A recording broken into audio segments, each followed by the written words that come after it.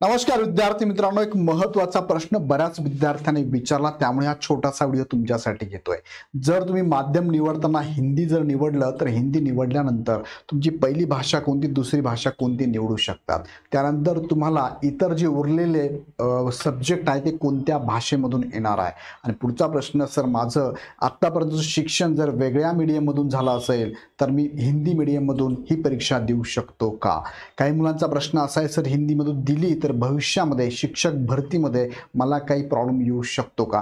या सगळ्या प्रश्नांची उत्तर या व्हिडिओच्या माध्यमातून देतो। याच्या अगोदर सुद्धा टीईटी 2024 ची झालेली आहे आणि त्याच्या अगोदर सुद्धा टीईटी झालेली आहे। त्या सगळ्या टीईटी मधलं सगळं विश्लेषण मी व्हिडिओच्या माध्यमातून ऑलरेडी केलेलं आहे। सो टीईटी संदर्भातला अनुभव महाराष्ट्रात माझ्याकडे प्रचंड असणार आहे। सो तुम्हाला विथ प्रूफ आणि तुम्हाला प्रॉपरच माहिती देण्याचं काम हा चॅनल करत असतो। सो विश्वास ठेवा, मी तुम्हाला आता सगळी माहिती सांगतो आणि इथून पुढची तुमच्या मनात काही प्रश्न असतील कमेंट बॉक्समध्ये टाका आणि पाठीमागचे व्हिडिओ पण बघा। आणि हे व्हिडिओ सगळे बघण्यासाठी चॅनल सबस्क्राइब करून लगेच सबस्क्राइब बेल आयकॉन क्लिक करा, तुमच्या मित्रांना शेअर करायला लावा। सो आज आपण जाणून घेऊया की माध्यम हिंदी घेतल्यास पेपर कोणता येणार, तुम्हाला प्रश्नपत्रिका कोणत्या भाषेत येणार, शिक्षण आणि माध्यम भाषेचा काही संबंध आहे का, भविष्यात काही इश्यू होईल का। आता मुख्य मुद्द्याकडे जाण्यापूर्वी तुम्हाला सांगू इच्छितो की आज दिवसभरामध्ये संध्याकाळी 4 वाजेपासून तुम्हाला हे सेशन चालू होणार आहे। बघा, ही सगळी सेशन नक्की बघा, याचा फायदा तुम्हाला होईल। मराठीचं भूगोल बघा, मराठी विजय सर, भूगोल अमोल सर, गणित योगेश सर, विज्ञान राजेश सर, मानसशास्त्र बालकृष्ण सर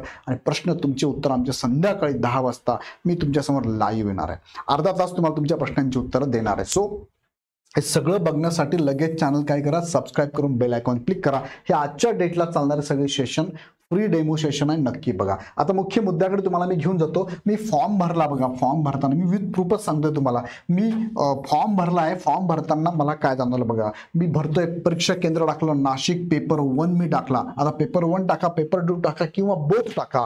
इथे मी घेतलंय परीक्षेचं माध्यम, काय घेतलंय, हिंदी। तुम्हाला माध्यम निवडीचं स्वातंत्र्य आहे, त्यांनी असं काही म्हटलेलं नाहीये की तुमचं शिक्षण डीएड बीएड किंवा पदवीचं शिक्षण कोणत्या मीडियम मधून झालंय, ज्या मीडियम मधून झालंय तेच मीडियम तुम्ही घ्या, असं काही म्हटलेलं कुठेच नाहीये। इव्हन दो फॉर्म भरताना पण नाहीये, लेखी सुद्धा काही नाहीये। आणि 2024 चा पण अनुभव लेटेस्ट आहे, असं काही नव्हतं। मुलांनी एक्झाम दिली, काही प्रॉब्लेम येणार नाही।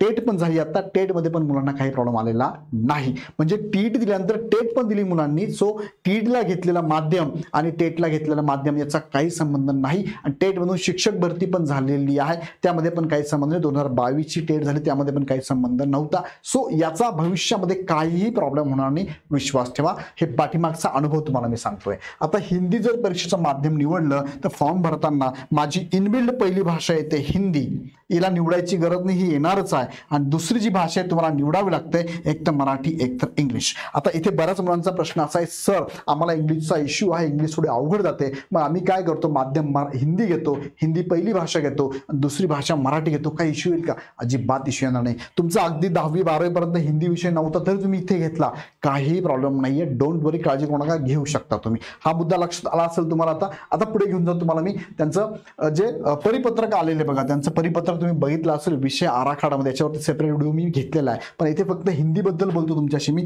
बघा, हिंदी विषय तुम्ही घेतला, हे माध्यम हिंदी घेतलं तर तुम्हाला बघा भाषेचा पहिला पेपर हा हिंदीच येणार आहे। दुसरा पेपर जो असणार तुम्हाला ऑप्शन असणार आहे, इंग्रजी आणि मराठी पैकी एक निवडायचा आहे। तुम्हाला आवडत असेल, मला इंग्लिश नको सर अवघड जातो, मराठी घ्यायचं, घेऊ शकता तुम्ही। आणि उरलेले जे विषय आहेत बघा, विभाग 3, 4 आणि 5 मध्ये कोणते, बालमानसशास्त्र, अध्यापनशास्त्र, गणित आणि परिसर अभ्यास, हे सगळे विषय तुम्ही बघू शकता। हे सगळे विषय तुम्हाला Marathi English Marathi English Marathi English मध्येच येणार आहे, हिंदी मध्ये नसणार आहे, काळजी करू नका। बाकी हे सोडा, बाकी कोणते विषय जरी घेतले तुम्ही उर्दू सोडून तर सगळ्यांची लँग्वेज मराठी इंग्लिश मध्येच असणार आहे। सो विद्यार्थी मित्रांनो, इथून पाठीमागचा अनुभव आहे, काळजी करू नका। हिंदी विषय घ्यायचा असेल तर घेऊन टाका, त्याचा काही फरक पडत नाही पुढच्या शिक्षक भरतीमध्ये। पेपर 2 ला पण तोच लागू आहे बघा। पेपर 2 ला तुम्ही हिंदी जर बघितलं तर हिंदी भाषा पहिली येते, इंग्रजी किंवा मराठी तुम्हाला दुसरी घ्यावी लागते। बाकी सगळे विषय तुम्हाला मराठी इंग्रजी या लँग्वेज मध्येच विचारले जाणार आहे। सो माझ्या प्रश्न ह्या व्हिडिओच्या माध्यमातून तुमच्या प्रश्नांचं उत्तर तुमच्यापर्यंत पोहोचलं का, मला कमेंटमध्ये नक्की कळवा।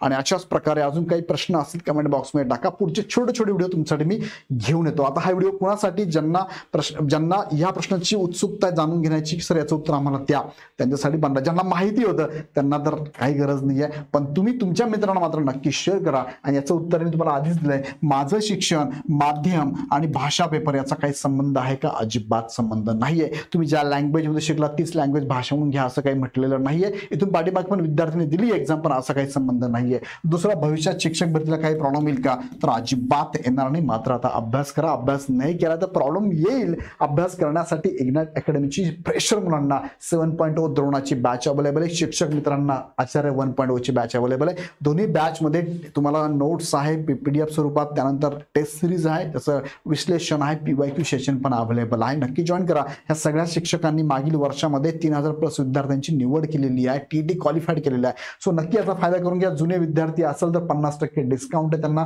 ओल्ड स्टुडंट नावाचा कुपन कोड तुम्ही वापरून ह्या बॅचेस परचेस करू शकता. सीटीटीच्या बॅचेस आमच्याकडे अवेलेबल आहे, पण माझं सजेशन सीटीटी घेऊ नका. आता TETचा अभ्यास करा, नंतर आपण सीटीटीकडे नक्की जाऊ. त्यानंतर तुम्हाला आवश्यक असणारी पुस्तकं पण अवेलेबल आहे. हे पुस्तक सगळ्यांकडे असावं असं अत्यावश्यक पुस्तक आहे. लगेच ऑर्डर करा. Amazonवर करा, ॲपवरनं करा, किंवा सेवाच्या बुक स्टॉलवर जाऊन करा, किंवा आमच्या टीमला कॉल करा, तुम्हाला पाठवून देतील. हे पुस्तक आहे PYQचं, हे पुस्तक आहे पेपर 2चं, हे पुस्तक आहे पेपर 1चं, आणि तुमचं बालमानसशास्त्र अध्यापन शास्त्राचं पुस्तक आहे. हमखास मार्क देणार हे पुस्तक आहे. नक्की लगेच ऑर्डर करा. ऑर्डर करण्यासाठी तुम्ही काय करा, ह्या इग्नाइट अकॅडमीचं ॲप डाउनलोड करून तिथून ऑर्डर करा, किंवा बॅचेस पण इथून परचेस करा. शंका वाटली तर ह्या नंबरला नक्की कॉल करा. व्हिडिओ आवडला तर लाईक करा, चॅनल सबस्क्राईब करा, आणि अजून तुमच्या मनात प्रश्न असेल कमेंट बॉक्समध्ये नक्की कळवा. पुन्हा व्हिडिओ नेक्स्ट व्हिडिओमध्ये. धन्यवाद.